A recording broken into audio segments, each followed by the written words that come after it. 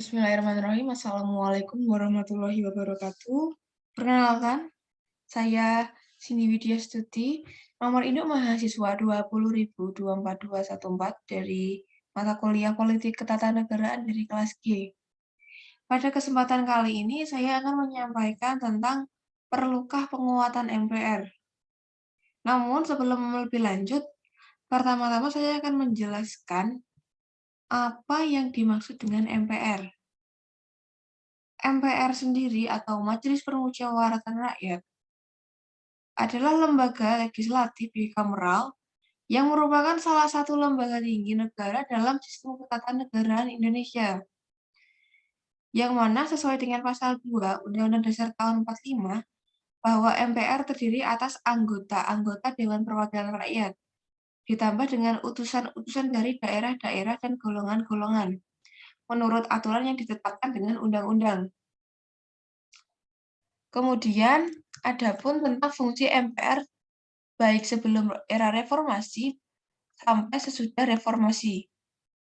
Sebelum reformasi, MPR berfungsi untuk mengubah dan menetapkan undang-undang dasar. Kemudian, MPR berfungsi memilih presiden dan wakil presiden, dan yang ketiga, menetapkan garis-garis besar haluan negara atau GBHN. Kemudian, fungsi MPR setelah era reformasi. Sedikit berbeda dengan sebelum reformasi, yakni 1. Menetapkan perubahan terhadap undang-undang atau melakukan pembentukan undang-undang dasar yang baru. Yang kedua, menetapkan perubahan undang-undang yang telah dilakukan. Yang ketiga, melakukan pelantikan terhadap presiden dan wakil presiden yang sesuai dengan hasil pemilu maupun sidang paripurna MPR. Kemudian, melakukan pelantikan terhadap presiden dan wakil presiden apabila presiden berhenti maupun diberhentikan sebelum masa jabatannya berakhir. Kemudian yang kelima ialah memberikan keputusan terhadap berbagai usulan yang diberikan oleh DPR dan Mahkamah Konstitusi yang berkaitan dengan pemberhentian masa jabatan presiden atau wakilnya. Belum lebih lanjut, kenapa adanya perbedaan pada fungsi DPR baik sebelum era reformasi dan sesudah era reformasi?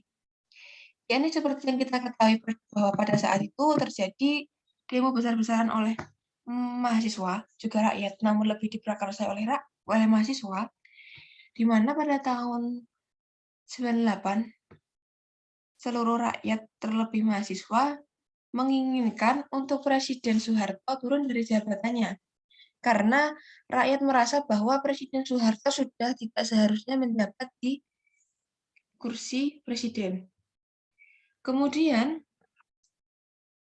seperti yang kita ketahui, bahwa tadi sebelum reformasi MPR memiliki fungsi untuk membentuk undang-undang dasar.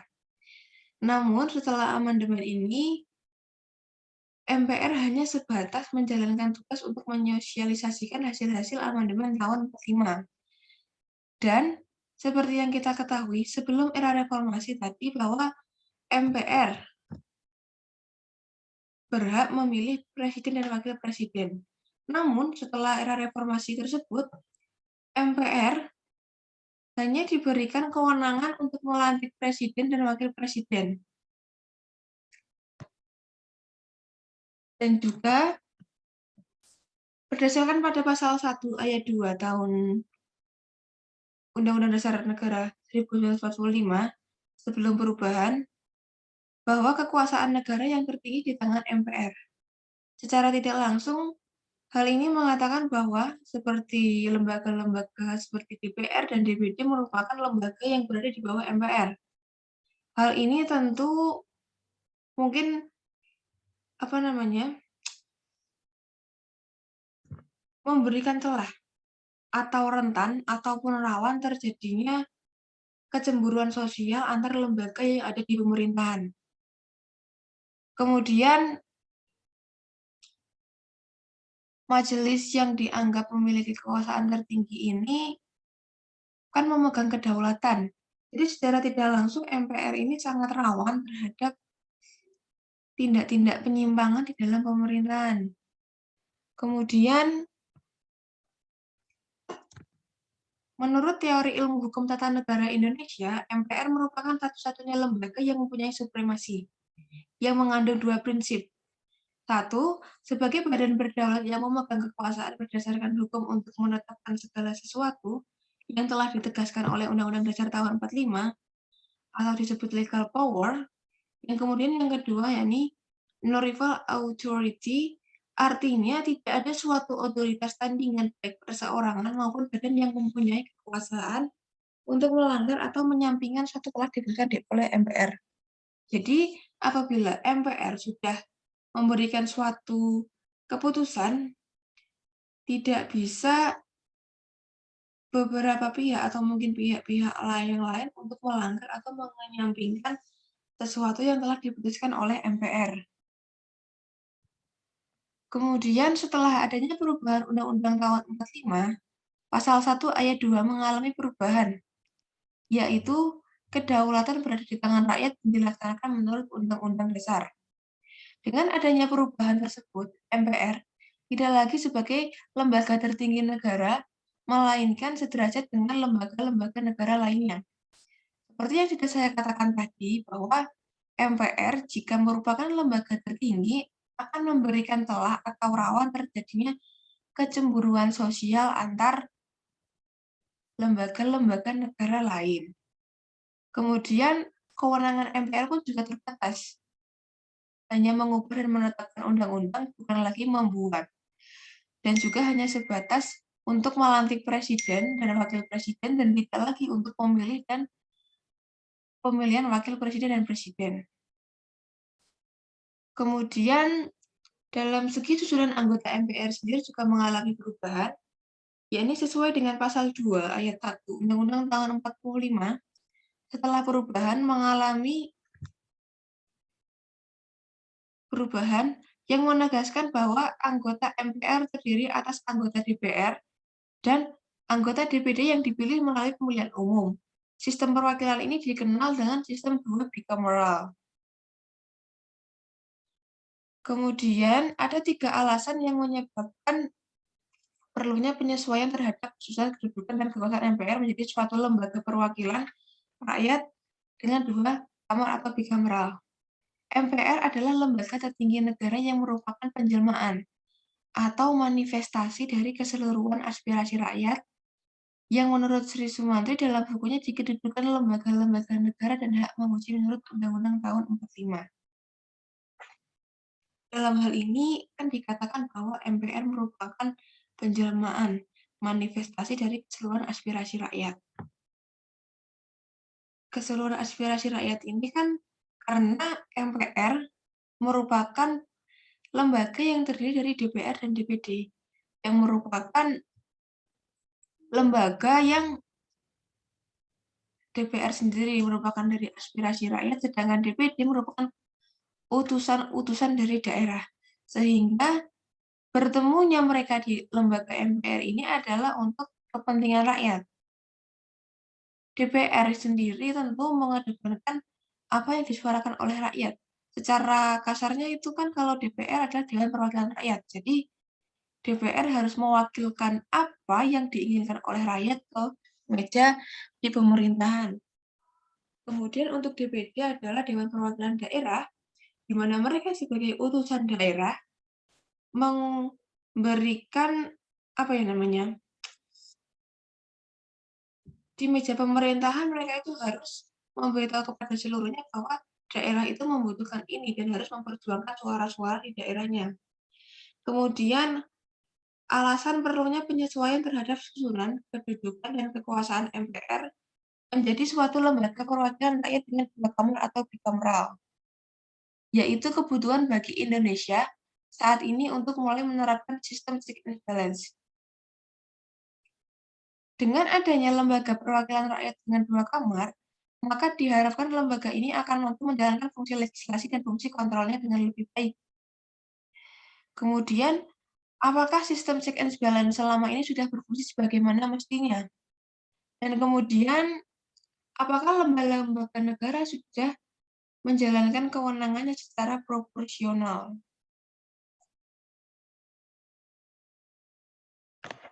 Sebelumnya, lembaga bikameral ini sendiri, adanya lembaga perwakilan rakyat dengan 2 kamar, diharapkan lembaga ini akan mampu menjalankan fungsi legislasi dan fungsi kontrolnya dengan lebih baik.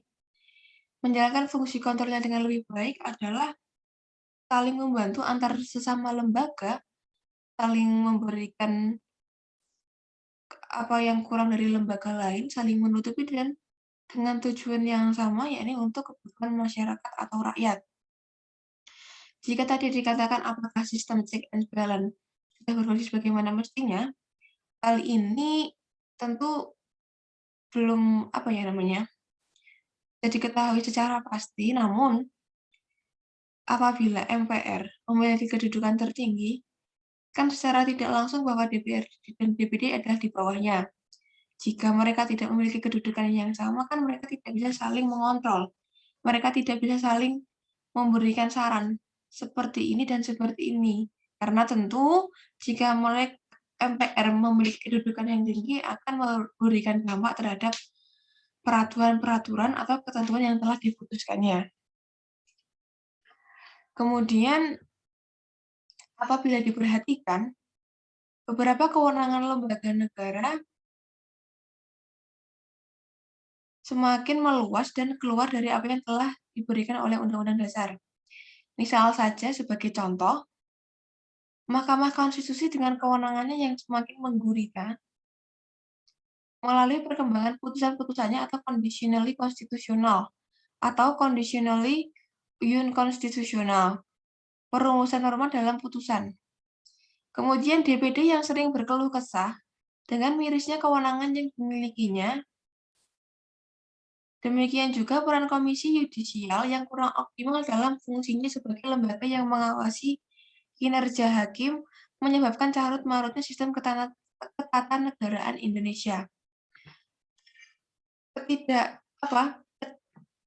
Ketidakpastian sistem ketatanegaraan ini menyebabkan kegaduhan politik dan membuka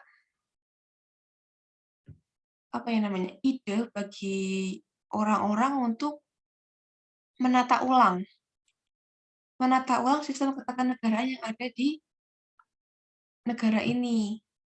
Sampai-sampai mereka memiliki pikiran untuk menjadikan MPR sebagai lembaga tertinggi lagi di Indonesia. Kemudian apakah lembaga-lembaga negara yang ada sudah menjalankan kewenangannya secara proporsional? Sebenarnya yang dikatakan proporsional ini tergantung dalam konsepnya, karena tentu tidak semua orang itu bisa sempurna. Pasti tentu ada kekurangan dan kelebihannya, maka dari itu lembaga-lembaga negara ini harus diberikan check and balance dalam setiap tindakan-tindakan yang diambilnya. Kemudian sebelum adanya perubahan tahun 45, Indonesia menganut sistem pembagian kekuasaan. Menurut dalam bukunya Les Esprits des Lois, membagi kekuasaan negara ke dalam 3 cabang kekuasaan. Seperti yang sudah kita pelajari sejak dahulu, di mana 3 kekuasaan itu adalah kekuasaan eksekutif, kekuasaan legislatif, dan kekuasaan yudikatif. Menurut ajaran trias politika tersebut, kekuasaan negara itu harus dipisah-pisahkan dan masing-masing dilakukan oleh organ tersendiri. Karena setiap kekuasaan memiliki fungsi dan wewenangnya masing-masing dan memiliki kelebihan dan kekurangannya masing-masing. Adanya 3 kekuasaan ini diharapkan menjadi saling pelengkap bagi lembaga-lembaga pemerintahan sehingga terciptanya tujuan negara kita, yaitu negara Indonesia. Kemudian dalam tulisannya yang lain, Jimli Asidiki mengatakan bahwa MPR merupakan rumah penjelmaan seluruh rakyat yang strukturnya dikembangkan dalam 2 kamar, yaitu DPR dan DPD. Oleh karena itu, prinsip perwakilan daerah dalam DPR harus dibedakan hakikatnya dari prinsip perwakilan rakyat dalam DPR. Kemudian ketiga cabang, yakni legislatif, eksekutif, dan yudikatif itu sama-sama sederajat dan saling mengontrol satu sama lain sesuai dengan prinsip check and balance. Seperti yang sudah saya katakan, apabila MPR diberikan kekuasaan tertinggi lagi akan menghilangkan prinsip check and balance di dalam pemerintahan. Jadi, ketiga lembaga tersebut tidak bisa saling mengontrol ataupun saling mendampingi serta saling memberikan arahan. Kemudian, adanya wacana mengembalikan MPR sebagai lembaga tertinggi negara. Pengamat hukum dari Tata Negara Refli Harun menegaskan, 6 usulan mengembalikan MPR sebagai lembaga tertinggi negara merupakan usulan kemunduran dari jalannya sistem demokrasi di tanah air. Kenapa dikatakan kemunduran dari jalannya sistem demokrasi di tanah air? Karena dahulu, sebelum era reformasi kan sudah saya katakan bahwa MPR merupakan lembaga tertinggi. Kemudian adanya reformasi merupakan contoh bentuk bahwa sistem demokrasi di Indonesia sudah mengalami perubahan atau mengalami perkembangan. Dan apabila usulan mengembalikan MPR menjadi lembaga tertinggi disetujui, maka sama saja dengan mengatakan bahwa sistem demokrasi di tanah air mengalami kemunduran. Dan apabila MPR sebagai lembaga tertinggi negara diberlakukan lagi, maka akan melemahkan sistem check and balance antar lembaga tinggi negara. Karena biasanya, yang merupakan ini kan hakikat manusia bahwa jika memiliki kekuatan misalnya tertinggi, biasanya rentan terjadinya ketidakseimbangan di dalam pemerintahan tersebut. Kemudian sebelum sampai di situ, ini tentang menetapkan garis-garis besar haluan GBHN. GBHN ini jika dilakukan tanpa arah, yakni penetapan sebuah model garis besar haluan negara seperti Orde Baru yang berfungsi sebagai panduan ideologis bagi jalannya pembangunan nasional dianggap sebagai kepentingan mendesak. Hal ini juga rentan terjadinya permasalahan-permasalahan dalam pemerintahan dan juga banyak menimbulkan ketidakpercayaan masyarakat terhadap pemerintah. Pada saat ini pun, jika dipresentasikan, banyak masyarakat yang kurang percaya terhadap pemerintah. Jika terus-menerus, maksud saya tidak adanya tanggapan dari pemerintah untuk meningkatkan lagi kepercayaan masyarakat, akan memberikan dampak yang buruk terhadap pemerintahan. Tetapi, pada zaman Orde Baru, ada juga yang menilai GBHN dan rencana pembangunan jangka menengah dan pembangunan jangka panjang yang tercantum pada Undang-Undang 25 tahun keempat tentang Sistem Perencanaan Pembangunan Nasional atau SPPN yang dipergunakan saat ini adalah sama hanya namanya yang berbeda dengan GBHN atau mungkin dikatakan lebih lengkap. Kemudian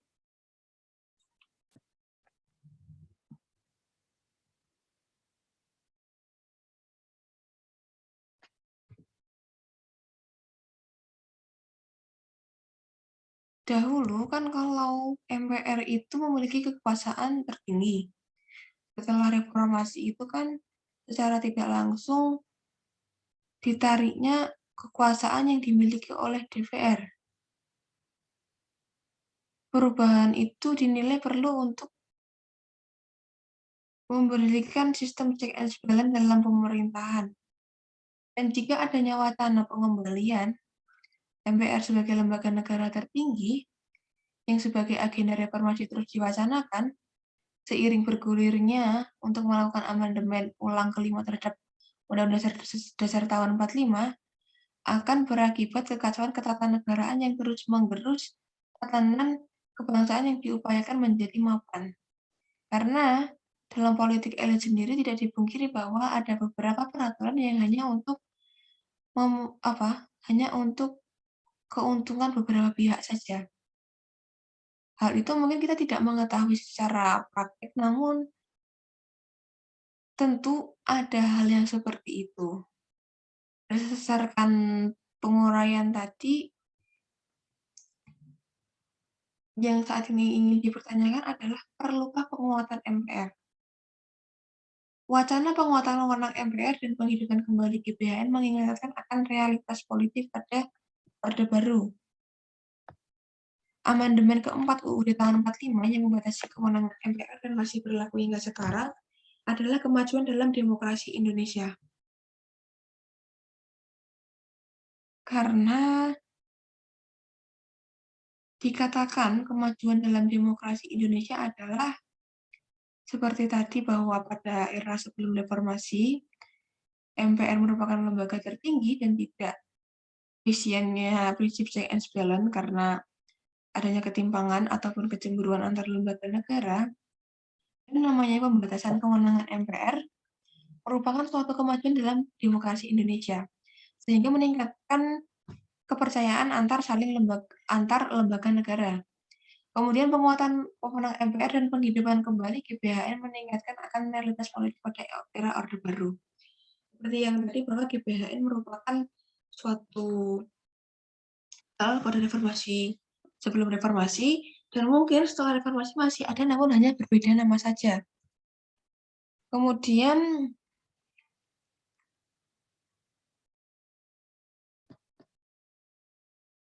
sebelum adanya perubahan tahun 45, Indonesia itu kan menganut dengan kekuasaan tiga atau trias politika. Menurut ajaran trias politika tersebut, kekuasaan negara itu harus dipisah-pisahkan dan masing-masing dilakukan oleh organ tersendiri.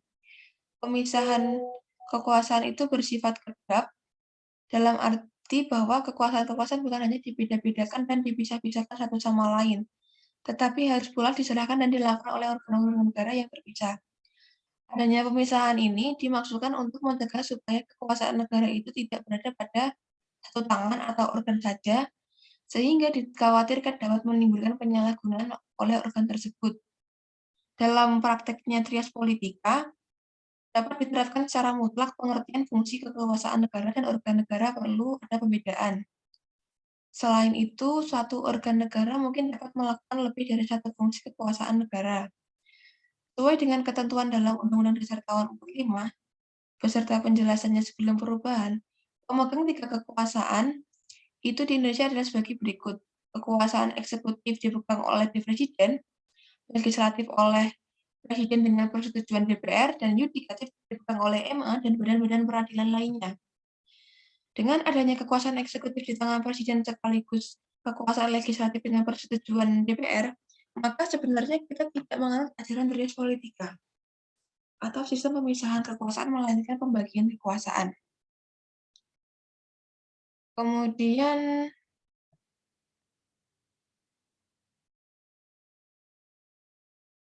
pemisahan kekuasaan dapat dicegah penumpukan kekuasaan di satu tangan. Maksudnya, jika hanya MPR yang diberikan kewenangan tertinggi kan hanya di MPR saja kekuasaan yang ada, dan tentu hal ini akan rentan terhadap penyalahgunaan kekuasaan. Sehingga dengan pemisahan kekuasaan dapat dicegah penumpukan kekuasaan di satu tangan atau absolut yang akan menimbulkan kesewenang-wenangan. Zaman sekarang, doktrin pemisahan kekuasaan atau separation of powers cenderung dikembangkan menjadi doktrin pembagian kekuasaan atau division of powers, sertai prinsip check and balance. Akan masing-masing organ tidak saja saling mengawasi, tetapi juga mempunyai kedudukan yang seimbang dan sederajat yang dalam doktrin klasik sulit untuk diharapkan. Setelah perubahan tahun 45, sistem ketatanegaraan pun juga mengalami perubahan yang mendasar, seperti mempengaruhi struktur dan mekanisme struktural organ-organ negara Republik Indonesia yang tidak dapat lagi dijelaskan menurut cara berpikir lama. Kekuasaan yang tercermin dalam MPR dan DPR dan DPD, baik Presiden dan Wakil Presiden, dan kekuasaan kehakiman yang terdiri atas Mahkamah Konstitusi dan Mahkamah Agung dalam menentukan kebijakan pokok pemerintahan dan mengatur ketentuan-ketentuan hukum berupa Undang-Undang Dasar dan Undang-Undang atau fungsi legislatif, serta dalam menjalankan fungsi pengawasan atau fungsi kontrol terhadap jalannya pemerintahan. Pelembagaan kedaulatan rakyat itu disalurkan melalui sistem perwakilan, yaitu melalui MPR, DPR, dan DPD. Di daerah-daerah provinsi, di kabupaten atau kota, pelembagaan kedaulatan rakyat itu juga disalurkan melalui sistem perwakilan, yaitu melalui DPRD. Dari hal tersebut, tentu sangat, bukannya kok sangat ya, tapi untuk wacana pengembalian kewenangan tertinggi terhadap MPR, menurut saya pribadi mungkin tidak perlu karena rawan dan rentan terhadap penyalahgunaan kekuasaan. Maka dari itu, lebih baik jika ketiga lembaga tersebut memiliki kedudukan yang sama sebagai bentuk check and balance, saling mengontrol dan saling mengawasi, sehingga minim atau meminimalisir terjadinya penyalahgunaan kekuasaan. Mungkin hanya itu yang dapat saya sampaikan atas materi tentang perlukah penguatan MPR. Apakah dari teman-teman ada yang ingin bertanya atau mungkin menambahkan? Saya Nina izin bertanya. Ya.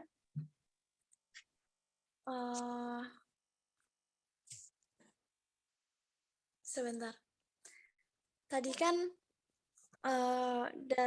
dari PPT tadi kan saya menyimpulkan bahwa tidak perlu dilakukannya penguatan terhadap MPR. Namun, bukankah penguatan MPR merupakan langkah awal peningkatan sistem check and balance dalam pemerintahan? Terima kasih. Baik, terima kasih atas pertanyaannya.